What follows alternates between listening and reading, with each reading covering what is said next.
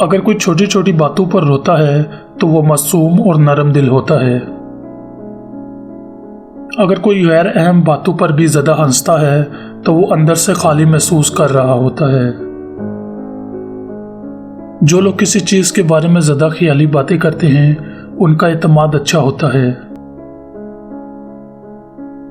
अगर कोई खूबसूरत चीज़ों या अहम बातों पर गुस्सा करे तो उसे मोहब्बत की ज़रूरत होती है।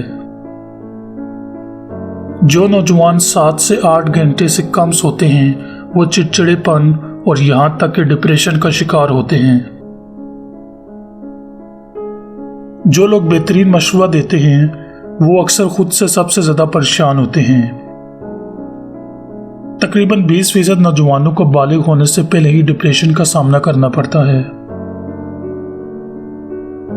अगर कोई हमेशा आपके जहन में रहता है तो इसका मतलब है कि आप उससे मोहब्बत करते हैं।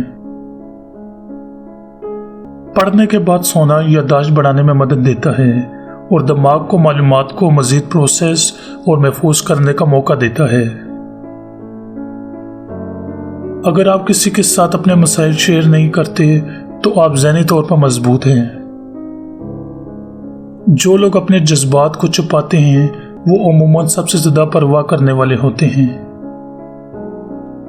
नफ्सियात कहती हैं कि मिजाज में अचानक तब्दीली इस बात की अलामत है कि आप किसी को याद कर रहे हैं। रात को जल्द नींद न आने का मतलब है कि आपका दिमाग ज़्यादा एक्टिव है और इससे पुरसकून होने में वक्त लगता है।